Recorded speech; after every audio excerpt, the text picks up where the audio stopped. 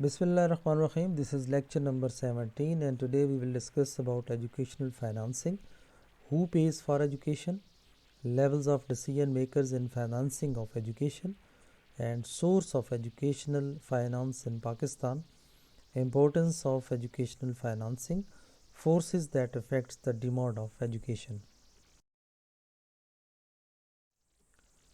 In introduction, if we discuss, then we can say that education finance that may be defined as, in broad terms, the dimension of public or government finance concerned specifically with the procurement, distribution, management, and distribution of physical and material resources essential to the delivery of quality and relevant public educational programs and services. A narrower interpretation is found in education.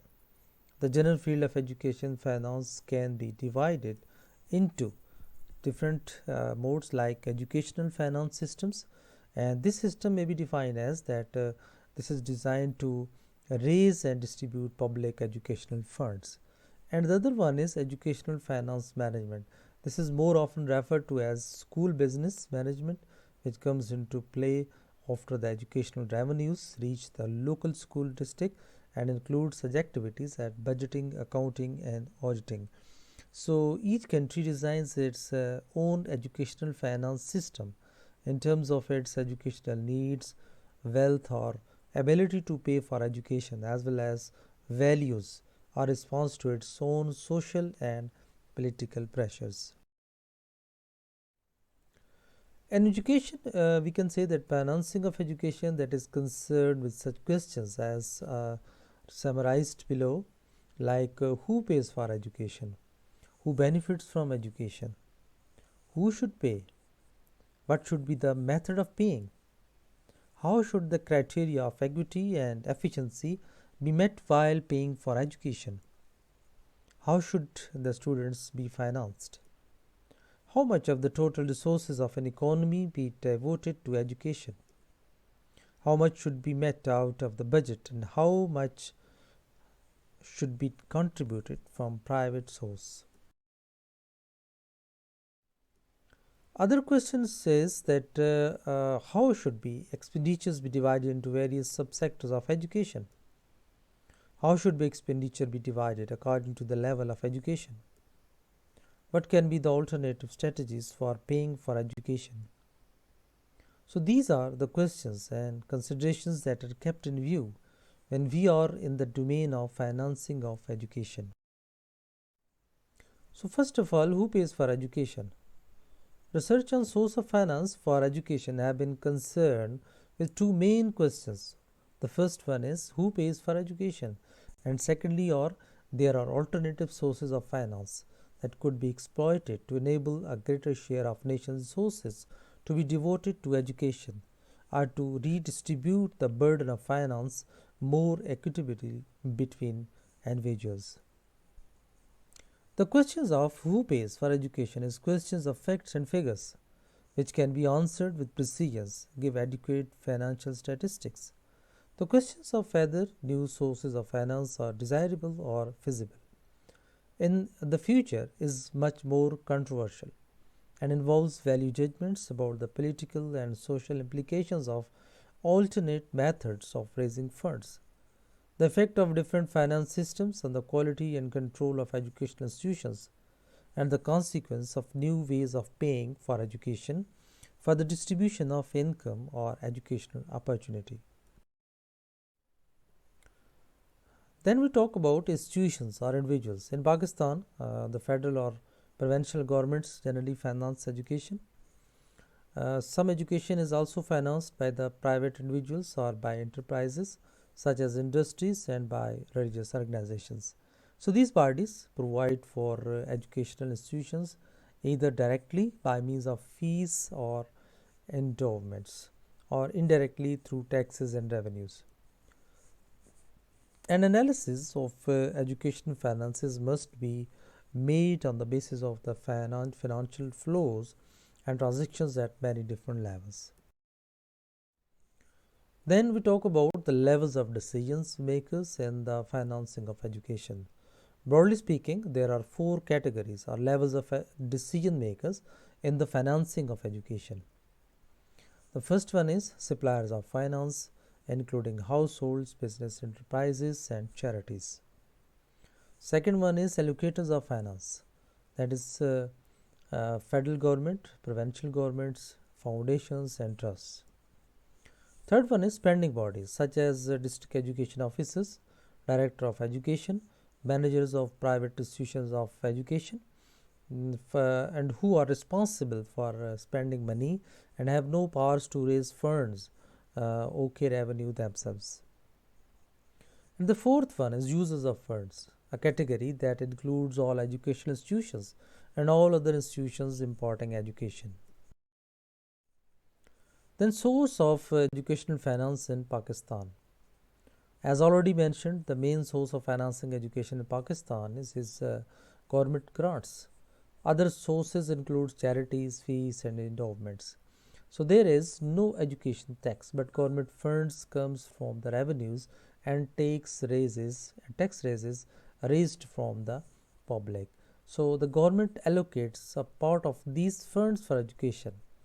Thus, the sources of financing education in Pakistan are federal government funds, provincial government funds, private organizations running educational institutions, fees.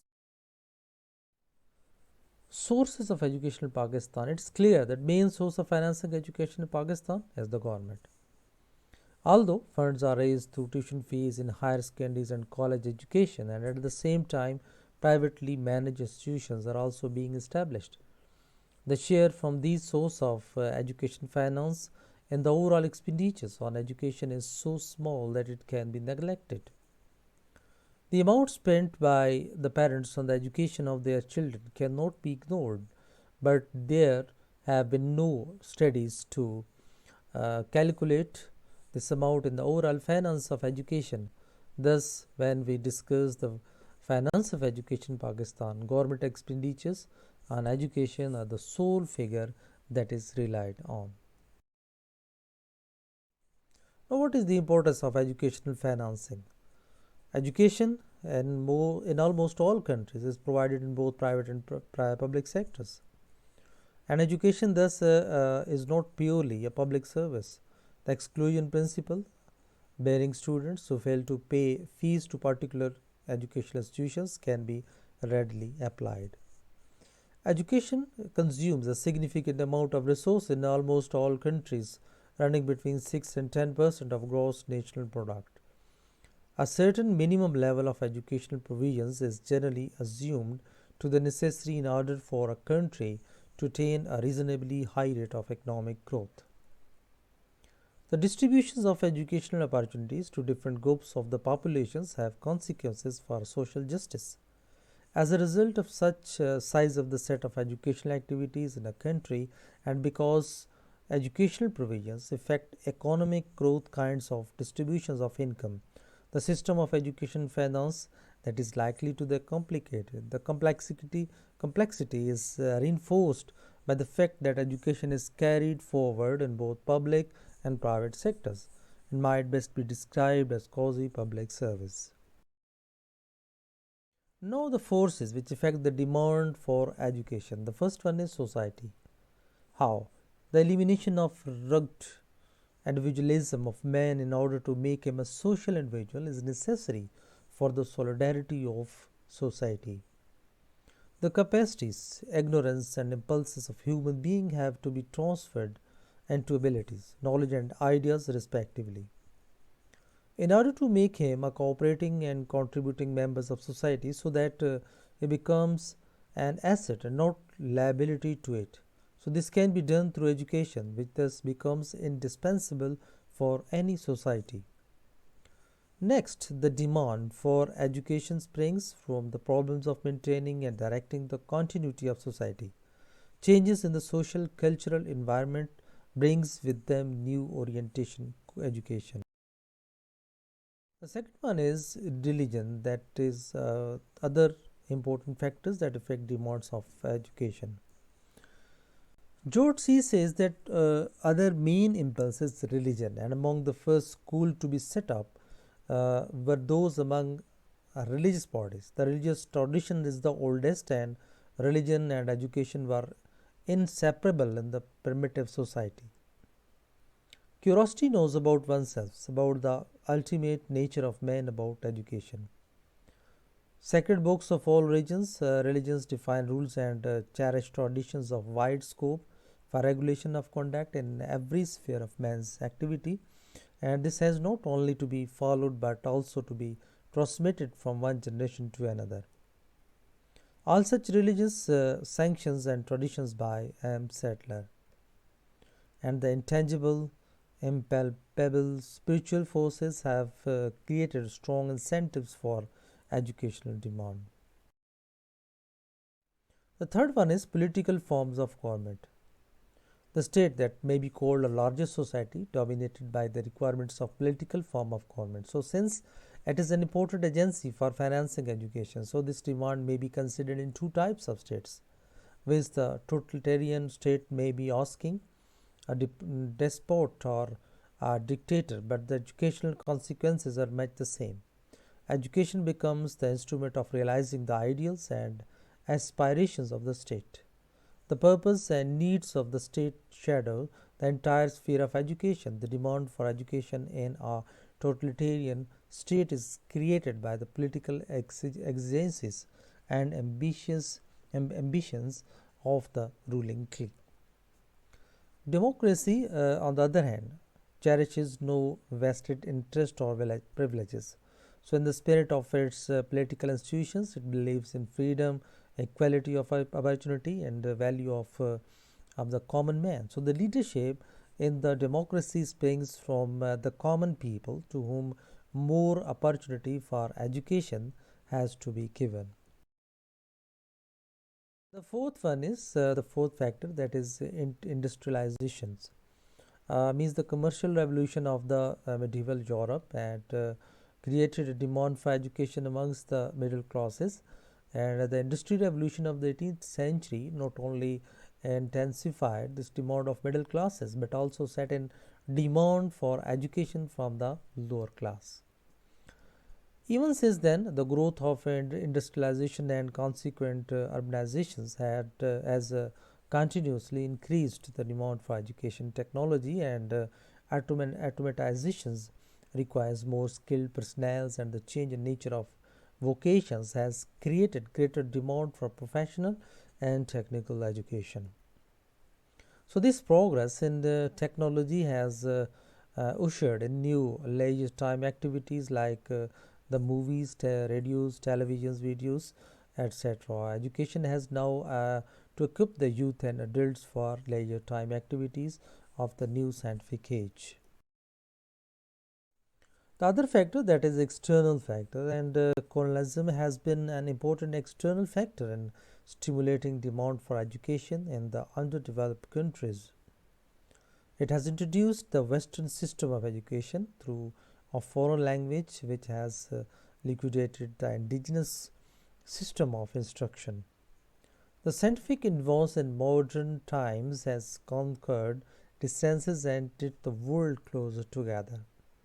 Education has been stimulated by competition among the countries, by national ambition to attain its place in the community of nations, and by the influences of new educational ideas in other parts of the world. Sixth one is population. The extent and the nature of population has profound effect on the provision of education. So this increase in population is reflected in enrollment. Bertrand Russell has remarked, this is in any given society at any given time a considerable possibility that increase in population may outstrip improvement in technique and therefore cause a general lowering of standard of life. The portion of persons in the various age group has its repercussions on educational fairness. The population of region may be dense or sparse. So the denser the population of an area, the more economical, and it is to provide education for it. If the regions sparsely populated, the number of schools required is large and consequently the expenditure is high. The geographical features of the region sometimes influence the financing of education. Seventh factor is status of education. The financing of education also depends upon the status accorded to the education in the community, the overall economy, the national ideals, and the world status of the country determines the importance it would attach to education. So, education comes under social services, which includes, among others, medical and public health, agriculture, veterinary services, corporations, and community projects. The proportions of total education expenditures to the national income can determine the priority given to education in our country in any particular year.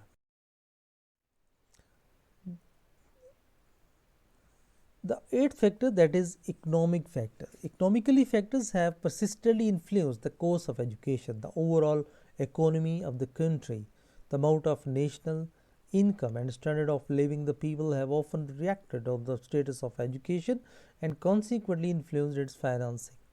Thus, it is evident that financing of education is greatly influenced by the overall economy of the community and the standard of living of the people.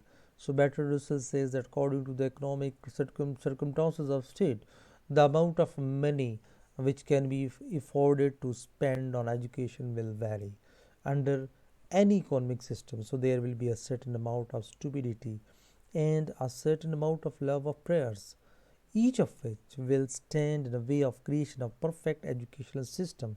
Nevertheless, the influence of the economic factors on education is undoubtedly profound and not always significantly obvious.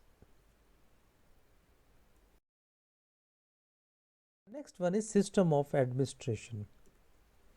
Administrative structure of the country determines the distribution of financial responsibility for education among different levels of administration. In almost all forms of government in present times, the responsibility has been placed at three levels: central or federal, regional, provincial or state, and local in the form of local bodies, municipalities, district boards, or school districts. In countries where the responsibilities are shared at all the three levels, the central government generally gives block grants, either without specifying any purpose or specifying particular branch of education, or items of expenditures like building, salaries, equipments for which the grant is given. Similarly, the responsibility of the regional administrations lies midway between the central and the local administration. It may assume a whole or a part of the responsibility for financing education in its area, or give only block grants with or without specification of purpose, or defray the cost of expenditure like salaries, buildings, and the like. The next one is type of organization. The different levels of education like primary, secondary, higher, that those forms of school system and their duration influence expenditures.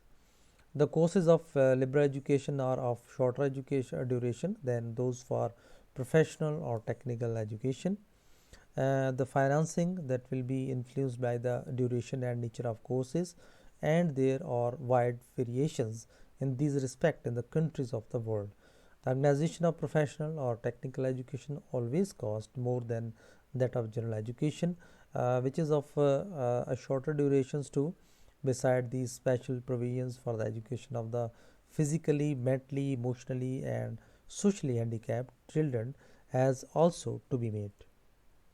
It is thus obvious that educational organizations and institutional setups, or the school ladder, as is sometimes called, affects the financing of education, because each year of extension in the duration of the levels as also of compulsory education means increased financial provisions for schooling. The next one is acquiring resources.